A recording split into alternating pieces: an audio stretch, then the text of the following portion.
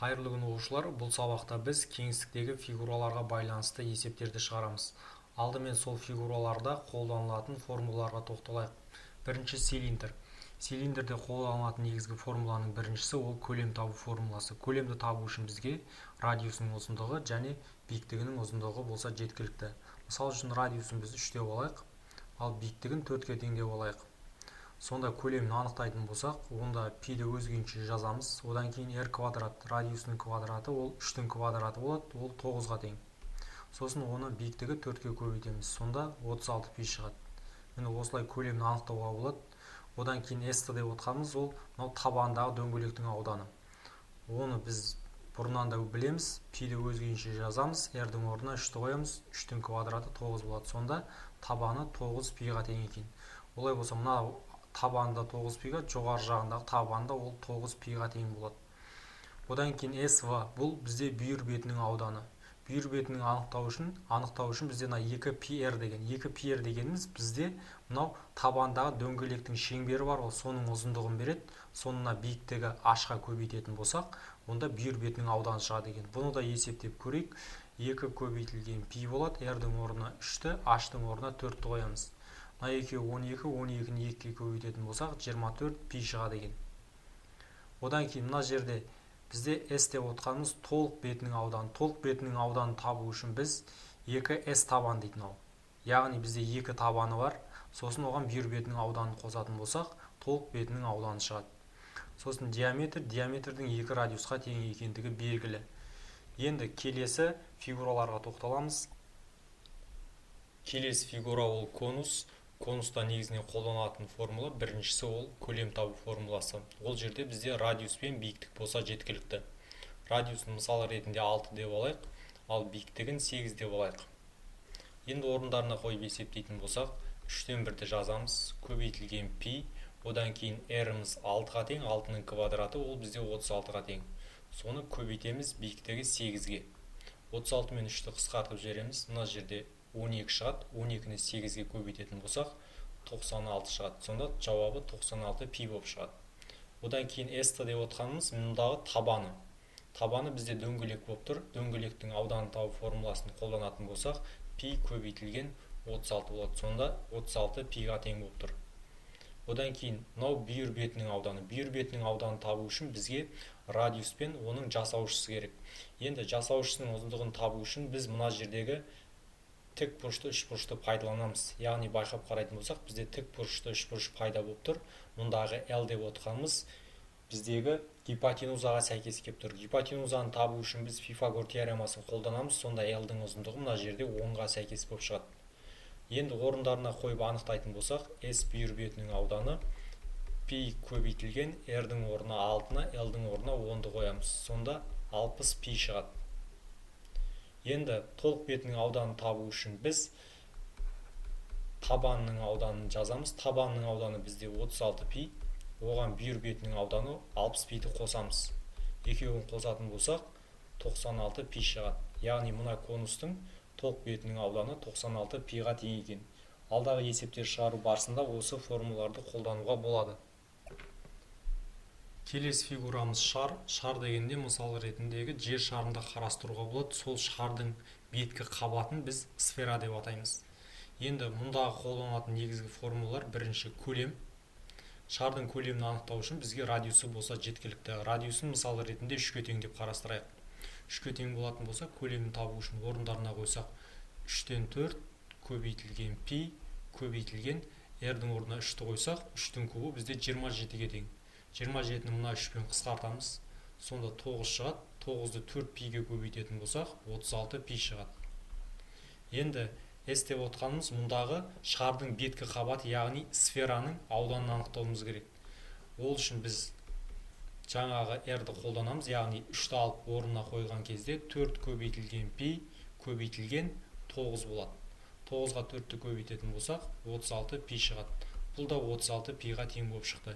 Енді осы формулаларды алдағы есептерде қолдануға болады. Бірінші есеп. Ішінде 180 дециметр куб суы бар цилиндр тәрізді ыдысқа қымыз құйылған торсық салынды. Сонда су деңгейі 4 дециметрден 9 дециметрге көтерілді. Торсықтың көлемін табыңыз. Енді есептің шарты бойынша бастапқыда бізде цилиндр тәрізді мынау ыдыстың ішінде 180 дециметр куб су бар екен. Біз оны былайынан бөліп көрсетіп алайық. Одан кейін ішіне торсық тәрізді ыдысты салады. Сол кезде оның деңгейі 9 дециметрге көтеріледі. Енді біз бұны былай бөліп қарастырамыз. Мынау бізде бастапқысы бізде ол 180 дециметр куб болып тұр. Оның деңгейі 4 сантиметрге сәйкес келіп тұр. Сондықтан біз 4-те 180 деп жазып аламыз. Енді мына жерде бізде 9 дециметрге сәйкес келіп тұр, бірақ мына жердегі өзгерісі бізде жалпы 5 дециметрге сәйкес. Осы жердегі көлем белгісіз болып тұр. Бұл көлем біздегі торсықтың көлемін береді. Сондықтан біз 5-те x деп жазып аламыз. Бұдан ары қарай пропорция арқылы x-тің мәнін табатын болсақ, 5-ке 180 көбейтіледі, сөйтеді де ол 4-ке бөлінеді. 180-ді 4-ке бөлетін болсақ, бізде 45 шығады. 45-ті 5-ке көбейтетін болсақ, 225 шығады. Олай болса жауабы 225 дециметр куб екен. Екінші, екі цилиндрлік беттен тұратын детальдің толық бетінің ауданын табыңыз. Пиді жуық шамамен 3 деп алыңыз. Бұл детальдің ауданын табу үшін жалпы біз алдымен былай істейміз. Мына сызықтан былай қарай тік түсіреміз. Тік түсірген кезде бізде байқап қарасақ, бізде бір цилиндр пайда болып тұр, толық цилиндр. Сол сияқты біз мынадан да былайынан тік түсіретін болсақ, бізде мына жатқан тағы да бір толық цилиндр пайда болып тұр. Және де осы қарастырып отқан екі цилиндріміздің де толық беттерінің аудандары бірдей болады. Олай болатын болса, біз алдымен біреуінің толық бетінің ауданын табамыз, сөйтеміз де 2-ке көбейтеміз. Енді бірінші толық бетінің ауданын табу үшін бізге формуласын керек. Формуласы бойынша толық бетінің ауданы 2 еселенген табан ауданы және оған қосылған бүйір бетінің ауданы болады. Енді табан ауданын табу үшін бізге радиус керек. Радиус деп отқанымыз бізде мына ара қашықтық, яғни диаметрдің жартысы. Бізде мына толық ұзындық 40-қа тең, одан мына 20-ны азайтатын болсақ, диаметрі 20 болып шығады, сонда радиусы 10-ға тең. Енді шеңбері біздегі дөңгелектің ауданын табу үшін πr квадрат формуласын қолданамыз. Пидің орнына 3-ті жазамыз, r-дің орнына 10-ды қойсақ, 10-ның квадраты 100-ге тең, яғни 300 болады. Одан кейін бізде бүйір бетінің ауданы керек. Бүйір бетінің ауданын табу үшін 2 еселенген πr h деген формуланы қолданамыз. H деп отқанымыз мұнда 40-қа тең болып тұр. Сонда 2 көбейту 3 көбейту 10 көбейту 40 болады. Мынау бізде 400, 400-ге 6-ны көбейтсек 2400 болады. Сонда 2s деп тұр ғой бұл жерде. Яғни 300-ді 2-ге көбейтеміз. 600, 600-ге 2400-ді қосамыз, сонда 3000 болады. Сонда бізде мына цилиндрді толық деп қарастырсақ, толық бетінің ауданы 300, ал жаттығандығы да 3000 болады. Екеуін қосатын болсақ, бізде барлығы 6000 болады. Енді 6000 болатын болса, біз бұл жерде мынаны ескереміз. Екеуін беттестірген кезде бізде қиылып тасталынғаны бар. Яғни цилиндрдің төменгі жағынан біз мынаны биіктігін 20 деп қарастыратын болсақ, былайынан қиып өтетін болсақ, мынаның төменгі жағы біздегі мынау тігінен тұрған цилиндрдің қиып тастаған бөлігіне сәйкес келіп тұр. Себебі ол былайынан бізде қиылып тасталынған. Енді жатқан цилиндрде дәл осындай бөлік қиылып тасталған екеуін біріктіретін болсақ, бізде мына суреттегідей цилиндр пайда болады. Ол цилиндрдің биіктігі 20-ға тең, радиусы 10-ға тең. Біз осының толық бетінің ауданын тауып, 6000-нан азайтатын болсақ, мына дененің жалпы толық бетінің ауданы шығады. Енді бұның бізде табанның ауданы тура мынаныкімен бірдей болады, яғни 300-ге тең болып шығады. Одан кейін бізге бүйір бетінің ауданын табу керек. Бүйір бетінің ауданын тапқанда мына формуланы қолданамыз. 2 көбейтілген 3 көбейтілген 10, биіктігі өзгеше 20 болып тұр. Енді мына жерде 6 болады, мына екеуі 200. 200-ге 6-ны көбейтсек 1200 болады. Енді сол 1200-ге мынау табан ауданын 2 еселеп қосамыз. 2 еселеп қосқанда оған 600 қосылады. Сонда 1800 шығады екен. 6000-нан сол 1800-ді алып тастайтын болсақ, бізде мына дененің толық бетінің ауданы шығады, ол 4200-ге тең болады екен. Ол бізде В нұсқасына сәйкес келіп тұр. Үшінші, конус тәріздес ыдыстың түбіндегі су конус биіктігінің жартысын алып тұр. Егер ыдыстағы судың көлемі 54 мл болса, ыдысты суға толтыру үшін тағы қанша су қажеттігін анықтаңыз. Енді есепті шығару үшін біз мынаған тоқталайық. Мына жерде байқап қарайтын болсақ, бізде мынау ыдыстың ішінде су құйылып тұр. Судың өзі конус сияқты болып тұр. Сондықтан біз осы су тұрған конустың бөлігіндегі мына жерді R деп аламыз, радиуспен белгілеп аламыз. Ал бізде мына жердегі биіктікті H деп аламыз. Енді бізден есептің шартында айтады өзі. Конус тәріздес ыдыстың түбіндегі су конус биіктігінің жартысын алып тұр дейді. Олай болатын болса, бізде мына ұзындығымыз жалпы мына H-тан 2 есе үлкен. Сондықтан оны 2H деп алсақ болады. Одан кейін біз мынаны былай қосатын болсақ, бізде мына жерде тік бұрышты үшбұрыш пайда болып тұр. Тік бұрышты үшбұрышта мына радиусымыз мына табанға қарсы жатыр. Және де бұл бізде осы үшбұрыштың орта сызығы болып есептелінеді. Орта сызық мына табанның жартысына тең болады. Олай болатын болса, мына біздегі үлкен радиусымыз ол мына кіші радиустан 2 есе үлкен, сондықтан оны 2R деп аламыз. Енді бізде сұрап отқаны жалпы осы ыдысты толтыру үшін тағы қанша су құю керек, соны анықтау керек. Ол үшін біз мына үлкен конустың көлемін тауып аламыз. Сөйтеміз де одан су құйылып тұрған көлемін азайтамыз. Сол кезде бізде қанша су құю керектігі шығады. Бірінші біз V1 мен кіші конустың, яғни мынау су құйылып тұрған аймақтың ауданын формула арқылы белгілеп алайық. Онда формула бойынша ол 3/1 π R квадрат H болады. Бұл бізде конустың негізгі формуласын береді. Осымыз бізде 54-ке сәйкес келіп тұр, яғни 54 мл-ге. Енді V2 деп аламыз. V2 деп отқанымыз жалпына үлкен конустікі. Бұл жерде 3/1-ді жазамыз, π-ді жазамыз. Енді R деп отқанымыз ол радиус. Үлкен конуста радиус бізде 2R-ға тең. Сондықтан радиустың орнына 2R-ді алып, соны квадраттаймыз. Сосын H деп отқанымыз биіктік. Ал үлкенімізде бізде биіктігіміз сәйкесінше 2H-ға тең. Сондықтан мынаны 2H-ға көбейтеміз. Осыған сәйкес келетін өрнегіміз белгісіз болады. Біз осы жерден пропорция арқылы x-тің мәнін табуға болады. Енді x-тің мәнін табу үшін біз мына екеуін көбейтеміз, сөйтеміз де мына өрнекке бөлеміз. Бұл жерде 3/1-ді жазамыз, π жазылады, 2R квадрат дейді. Онда ол көбейтілген кезде 4R квадрат болады, көбейтілген 2H. Сосын осыны 54-ке көбейтеміз. Бөлінген. Енді оны біз мына өрнекке бөлеміз. Ол бізде 3/1 π R квадрат H болады. Бұл жерде R квадрат пен R квадрат кетеді, H пен H кетеді, 3/1 π мен 3/1 π қысқарып кетеді. Енді алымында 4-ке 2-ні көбейтеміз, 8, 8-ді 54-ке көбейтетін болсақ, 432 болады. Олай болатын болса, бізде мына үлкен конустың жалпы көлемі 432 мл-ге сәйкес келеді екен. Одан біз құйылып тұрған судың көлемін азайтамыз, яғни 54-ті азайтамыз. 54-ті азайтатын болсақ, бізде жауап шығады, ол 378 мл болады. Яғни біз мына ыдысқа тағы да 378 мл су құятын болсақ, ыдысымыз толықтай толады екен.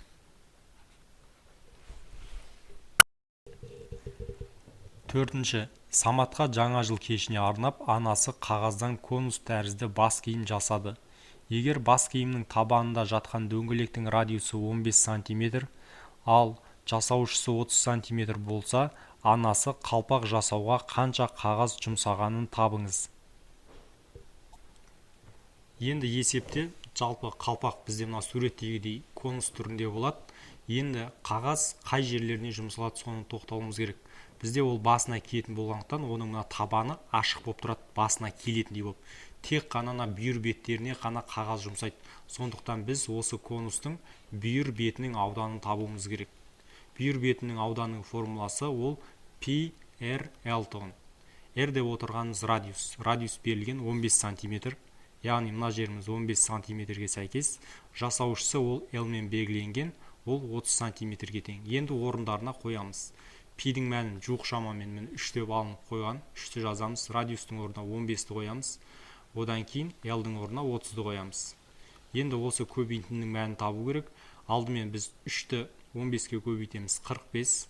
Сосын 45-ті 30-ға көбейтеміз. 45-ті 30-ға көбейтетін болсақ, бізде 1350 шығады. Ол бізде В жауабы екен. 5. Оқушы компьютерлік графика арқылы сурет салды. Сурет бойынша іштей сызылған кіші шардың радиусы 3-ке тең болса, үлкен шардың көлемін табыңыз. Енді мына жерде табыңыз деген көрінбей қалған екен. Енді О1 деп отырғанымыз, ол бізде мына арақашықтық болып тұр. Байқап қарайтын болсақ, біз осыны ары қарай созатын болсақ, бізде мына кіші шардың диаметрі шығады. Осы кіші шардың диаметрі біздегі үлкен шардың радиусына тең болып тұр. Сондықтан үлкен шардың радиусын біз 6-ға тең деп алсақ болады, өйткені кіші радиустың 2 есесі болып тұр. Енді осы үлкен шардың көлемін табу формуласын жазайық. Ол бізде 4 бөлінген 3 пи r кубтығын. Енді осы формуланы қолданып біз көлемін табамыз. 3-тен 4 пи көбейтілген r куб дегеніміз 6-ның кубы болады. 6-ның кубын біз былай жазайық. 6 көбейтілген 6 көбейтілген 6 деп болайық. Сонда бізде мынамен қысқартып жібергенге ыңғайлы болады. Екеуін қысқартсақ 2 қалады. Сосын 4-ке 2-ні көбейтеміз, 8 болады. 6-ға 6-ны көбейтеміз, 36 болады. Және пи бар. 8-ді 36-ға көбейтетін болсақ, бізде 288 шығады. Жанында пи бар. Олай болатын болса, бізде үлкен шардың көлемі 288 пи болады екен.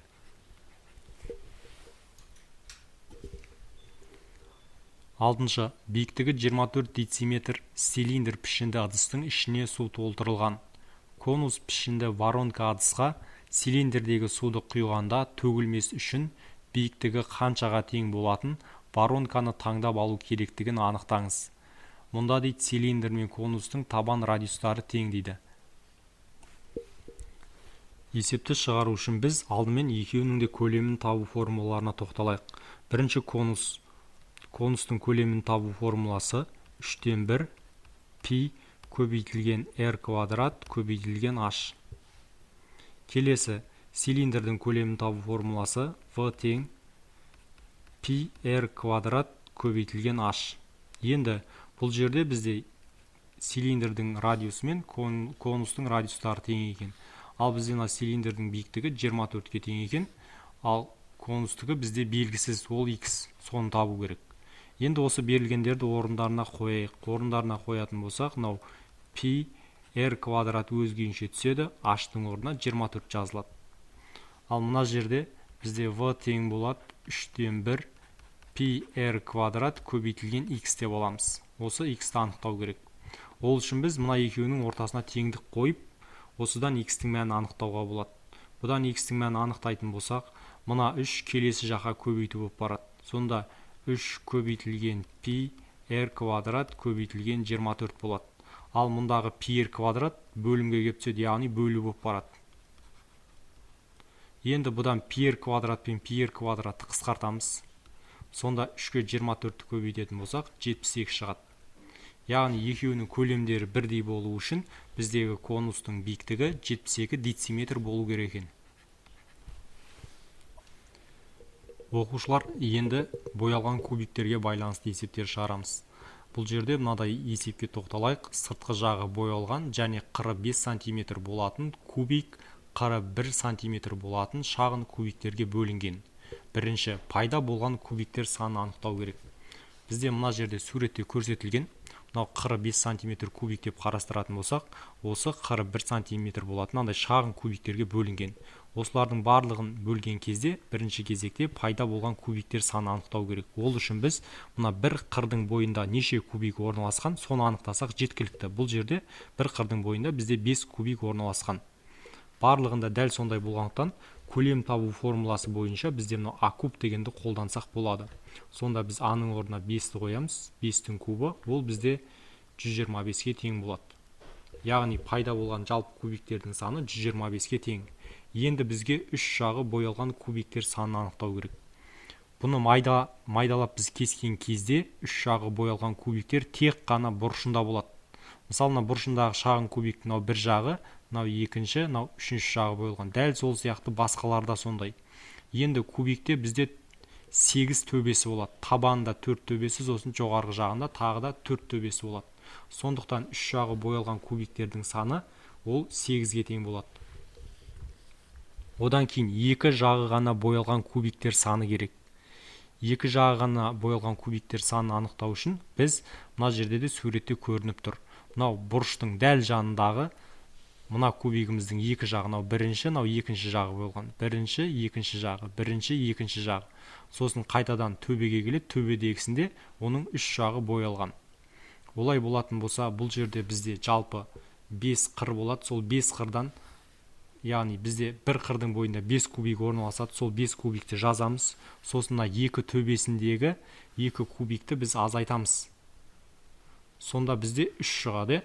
Сол 3-ті біз жалпы қырлар санына көбейтеміз. Кубикте бізде жалпы негізінен 12 қыр болады. Сондықтан біз осыны 12-ке көбейтеміз. Яғни 3-ті 12-ке көбейтетін болсақ, бізде жалпы екі жағы боялғандар шығады. Ол 36-ға тең екен. Одан кейін бізге бір жағы ғана боялған кубиктердің саны керек. Бір жағы ғана боялған кубиктер мына суретте көрсетіліп тұр өзі. Мына жерде бізде біреу, екеу, үшеу. Былайынан да дәл солай үшеу орналасқан. Яғни бізде мына бір жағында байқайтын болсақ 9 бар екен. Ал бізде жалпы бұл кубигіміз куб болып есептелгендіктен бұның 6 жағы болады. Сондықтан біз сол 6-ны 9-ға көбейтеміз, яғни 54 шығады. Одан кейін еш жағы боялмаған кубиктер саны. Еш жағы боялмаған кубиктер санын анықтау үшін біз мына кубиктердің беткі қабаттарын алып тастаймыз. Сонда бізде мынадай кубик пайда болады. Байқап қарайтын болсақ, өлшемі 3-3 деген кубик пайда болады. Осыны аралап кесетін болсақ, неше кубик пайда болатын болса, сол саны бізде еш жағы боялмаған кубиктер санын береді. Оны қайтадан мына формулаға қолдансақ болады, яғни 3-тің кубы 27-ге тең болып шығады. Алдағы уақыттарда осы әдісті басқалар үшін де қолдануға болады, және де бұны формула ретінде де қарастыруға болады. Ол үшін біз мына 5-шісінен бастайық. Еш жағы боялмаған кубиктер санын табу үшін мынау бір қырындағы кубиктер санын жазамыз. Сөйтеміз де біз одан 2-ні азайтамыз. Сөйтіп осының кубын табатын болсақ, бізде еш жағы боялмаған кубиктер санын береді. Одан кейін бір жағы ғана боялған кубиктер санын табу үшін біз жаңалегі нені табамыз? Бір қырдың бойындағы кубиктер санынан 2-ні азайтамыз. Сөйтеміз де соны кубтап, оны 6-ға көбейтеміз. 6 деген бұл жердегі жағының санын береді. Одан кейін екі жағы ғана боялған кубиктер санын табу үшін біз мына жердегі А-дан 2-ні азайтып, оны 12-ке көбейтеміз. Ал үш жағы боялған кубиктер саны ол әрдайым бізде 8 болып табылады. Пайда болған кубиктер санын табу үшін мына А куб формуласын қолданамыз. Енді тестте кездесетін есептерге тоқталайық. Яғни өлшемі деп бұл жерде қырының ұзындығын беріп тұр. Сол қыры 7-ге тең болатын куб боялып, және өлшемі 1-ге тең болатын кішкентай кубиктерге бөлінді. Қанша кішкентай кубиктердің екі жағы да боялған. Ол үшін біз алдындағы формуланы еске түсірсек болды. Ол жерде бізде формула бойынша А дегеніміз бір қырында орналасқан майда кубиктердің санын береді. Біз содан 2-ні азайтамыз. Сөйтіп оны жақ жақ аламыз да осыны біз 12-ке көбейтеміз. Себебі әр қырының бойындағын анықтауымыз керек. Бізде 12 қыр бар болғандықтан соны 12-ке көбейтеміз. Енді орындарына қоятын болсақ, А-ның орнына 7-ні қоямыз. 7-тен 2-ні азайтып, оны 12-ке көбейтеміз. 7-тен 2-ні алатын болсақ 5 шығады. 5-ті 12-ке көбейтетін болсақ, бізде 60 шығады. Олай болатын болса, екі жағы боялған кішкентай кубиктердің саны 60-қа тең екен. Болмаса бұны елестету арқылы да есептеп шығуға болады. Екінші, кубтың барлық жақтарын көк түске бояды да оны 64 кішкене кубиктерге кесті. Бір жағы ғана боялған кубиктер санын табыңыз. Енді бұл жерде бізде жалпына кішкене кубиктердің саны берілген. Ол бізде А куб формуласы арқылы есептелінетін тұғын. Олай болатын болса, бұдан А-ның мәнін, яғни бір қырдың бойында орналасатын шағын кубиктердің санын анықтау үшін 64 нешенің кубы екенін түсінуіміз керек. 64 ол 4-тің кубы. Сондықтан бізде А-ның мәні 4-ке тең болады. Енді осыны анықтап алғаннан кейін ары қарай формулаға салсақ болады. Ол жерде формула бойынша бізде А азайтылған 2-нің кубы көбейтілген жақтарының саны, яғни 6 болады. ары қарай мына жерге 4-ті қоямыз. 4-тен 2-ні алсақ 2 шығады. 2-нің кубы 8-ге тең. 8-ді 6-ға көбейтсек 48 шығады. Сонда дұрыс жауабы В нұсқасы.